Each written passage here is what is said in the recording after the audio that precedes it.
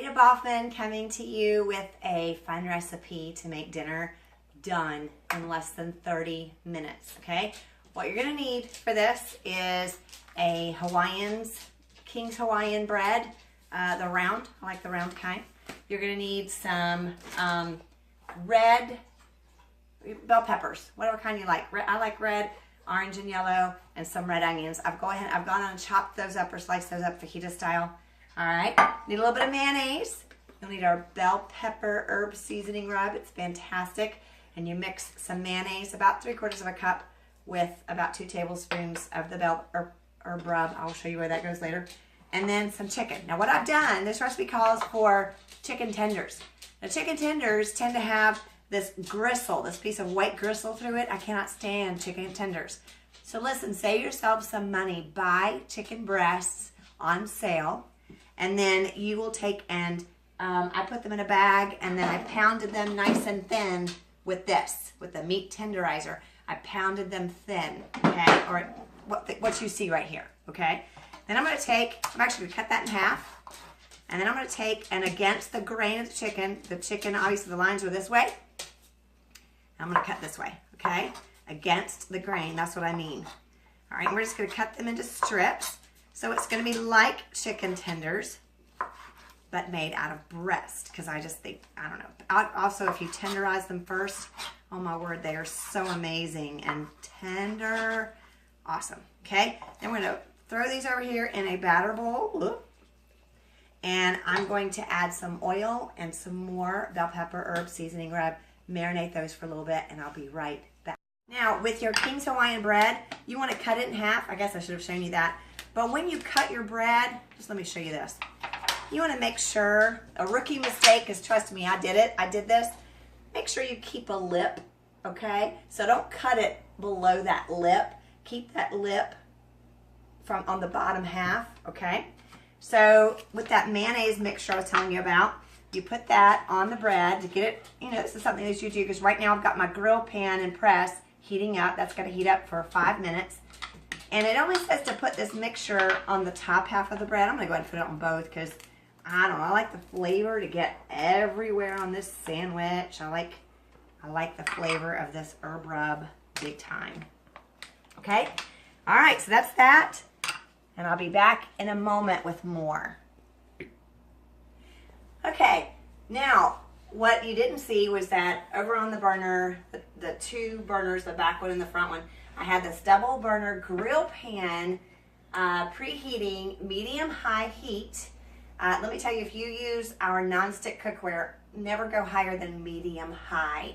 It should never ever be preheated up to high or even left on high for long periods of time ever, just medium-high always. And you do preheat the presses inside. So the timer's already gone off. We're gonna pull these off.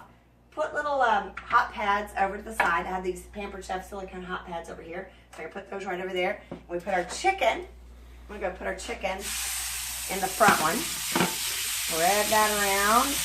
Okay. Yum. Alex and I get to smell how good this is. We put the press on top of that. And throw our vegetables in the back one. And we're gonna saute these. Oh, I've gotta add a step here. If you do not own our kitchen spritzer, this is awesome. You fill it up with your own oil up to that line. You can add herbs to this. You can do that.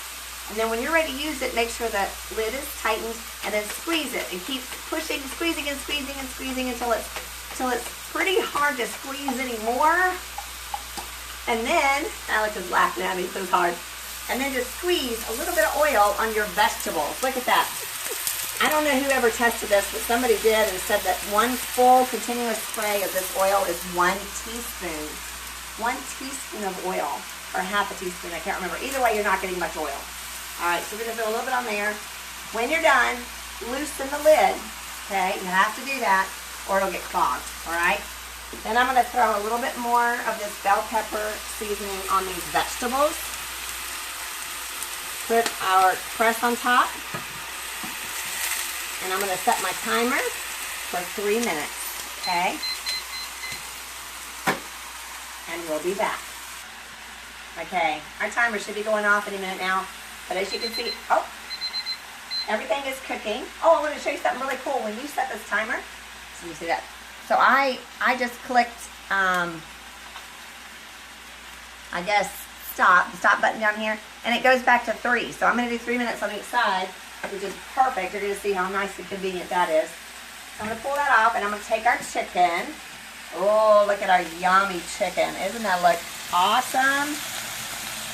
Seriously do wish you guys could smell what Alex and I are smelling, because, oh, wow. Okay, put that crust back on. And stir our vegetables around a little bit. Don't those look good, too? Yummy, yum. Oh, man. Look how they're caramelizing. Love it. So good, y'all. Okay, press back on. Push the timer start. Bam. And let me show you a quick tip. Something that'll save you time. You know, I'm talking about how you can get dinner on the table in less than 30 minutes, because you really can. I promise you can. So in the 5 minutes it took me to slice up all these vegetables, I went on and did a whole pepper and a whole onion. So what am I going to do with the rest? I'm going to put it in a bag, put it in the fridge, and you know what's going to be on my list for dinner in the next couple of days. Can anybody guess? Fajitas, maybe? Or, for pity's sake, these will last a few days. I could do this sandwich again next week, and my family would be happy because they love this sandwich. So anyway, that's just a quick tip on how to save yourselves a lot of time in the kitchen. We'll be back when the timer goes off again. Okay, everything is done. The timer has gone off. Let me shut off our stove. See how gorgeous that chicken is? All right, now our next step is that we are going to take these peppers and move them over here, okay, on top of the chicken. All right, get all of them up as best you can, as quickly as you can. When people aren't watching me, of course, this feels a whole lot less intimidating to me. Now I've got an audience. Oh yeah, I need to take this actually off of the heat. Okay, here we go. All right, now that's off the heat, but it's still pretty warm, right? I mean, well, y'all wouldn't know because you're not here. What I'm going to do, by the way, if you don't have these, oh my gosh, these tongs are awesome. Basically, when you want to use them, like I just did, that's great. When you're done, fold them together like that and they don't come apart. Because one of the things I hate about tongs is when you go to lay them down and they pop open and it makes the house dirty. I cannot stand that. Oh, I hate cleaning. But when you're ready to use them, just hold them down and they open up. Up and close, and they're stuck. Down and open. Okay, up, closed. All right, now we're going to take our bread, and I'm going to put the bottom piece down in here, and I'm going to take a bunch of cheese. My family's probably going to say, why didn't you add more cheese? But I'm only going to do it on the bottom. Okay, then we're going to take our mixture of chicken and peppers, and we're going to put it on top.